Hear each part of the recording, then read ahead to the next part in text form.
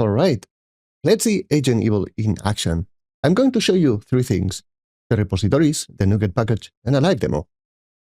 First, the repos. This is the main AgentEval repository. Source code, samples, documentation, everything is here.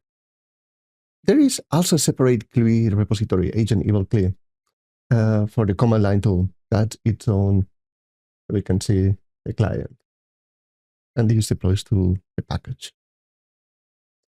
Then, there is the NuGet package, AgentEval, at the moment in version 0.5.4 beta. 6 hours ago, evening, I would say, with the features and everything. You install it as a normal .NET package. That's it. And basically it. And there is the AgentEval client package. It updated the docs, it seems, or this did not fully work, which is curious. And yeah, you install. This is a tool. That's basically it. Now, let's look at the consumer sample. So this is a standalone project. So I'm in AgentEval.NuGet consumer. It does not reference source code, only the published NuGet package. So if you go here, you can see that's referencing the latest and greatest. That's basically it. Sample has 4 demos built in. One is a demo 0, a complete example of the core features, behavioral policies, safety guardrails, compliance checks, and demo 2 is another one.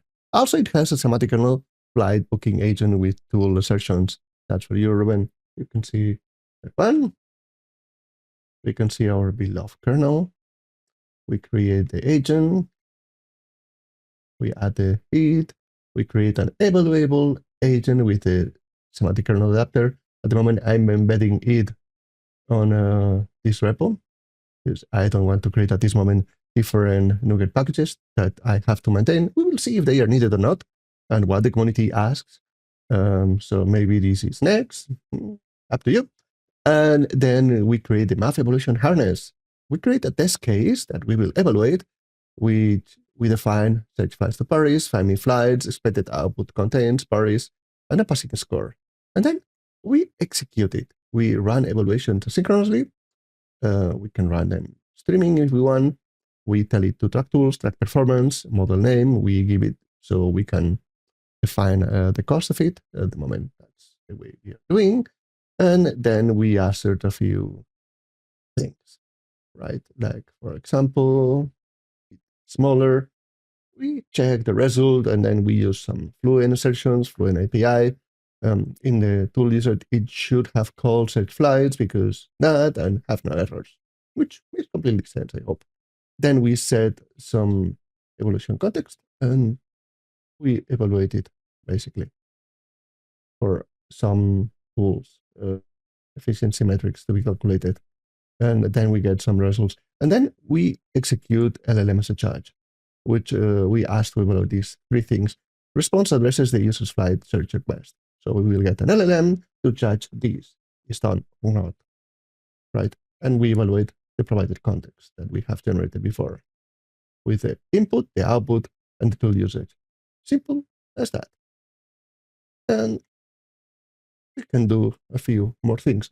But let's look at the other demos, which is the one I want to run and show you.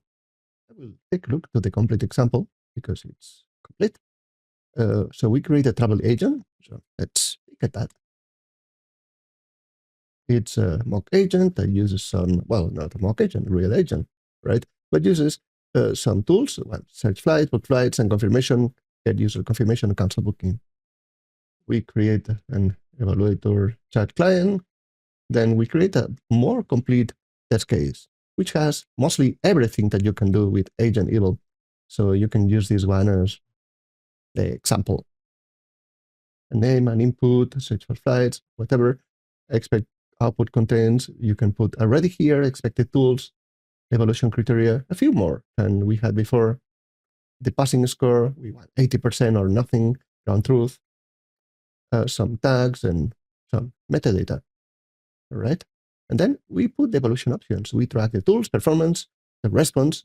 We want it verbose, so it's chattier, it will provide more output. And then we run evaluation streaming async, which I mentioned you could, and you can. We put some handlers here for the streaming. So we print some of the output as it comes back from the AI agent. And yeah, we print some criteria results from LLM-SHH, some performance, everything that comes up from evaluation, we put it here. And finally, we do a better tool usage should have call, tool, book flight, after tool, search flights. Because yeah, logical flow requires you search first before booking. Otherwise, well, good luck. And then we execute some performance evaluation, have the total duration under 30 seconds. Yeah, well, I think it's enough. Have estimated cost, and then token count under 10,000. We hope so.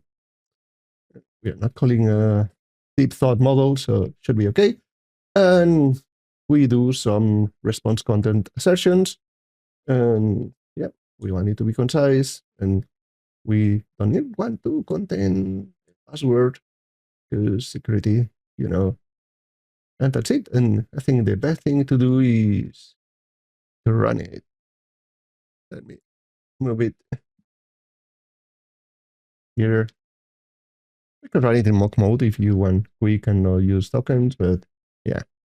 Let's run it for real. We want the complete example. Continue debugging. We create the agent. We create the evaluator client. So here we have our agent. Yeah, pretty much. We continue. And we can see that it's happening, the streaming, tokens. Yeah, and we get a result. And the result, we can see what AgentEval is doing. We have the criterion, an explanation that we want the LLM-SHH to check, some performance metrics already captured in this response object, some suggestions that our LLM-SHH captures. So it recommends you how to improve your agent prompt, right? Isn't that cool? I mean, I tried it, it worked, and say, okay, that goes in. It has a tool called timeline, which enables you to render the tool calls and to review the order they have been doing. So you can do the flow and assertions magic and many other things. So if we go on, then we print and check the expected tools. We check here, what happened with the tool usage, the performance. You saw it, so let's simply continue. It goes very fast, but we can go back thanks to the scroll, and you can see LLM-SHH, the recommendation, and the total performance and overall score of the LLM-SHH. There you go, with some details. Evaluation, performance metrics, tool usage breakdown, individual tool calls, call timeline. Yeah, this is what happened. Search flash took a bit more, so maybe we should check it. And assertion validation and everything. We can see a bit of the story with some more details. And yep, that's basically it. All right, that's basically the policies pass. The agent did not call forbidden tools, and it confirmed before. Yeah, I think it's pretty cool. It's compliance as code, and that's in short AgentEval. Install it, run the samples, break it, tell me what's missing. Let's create this together. Start it on GitHub, of course, if you find it useful. The link is on the description. Thanks for watching.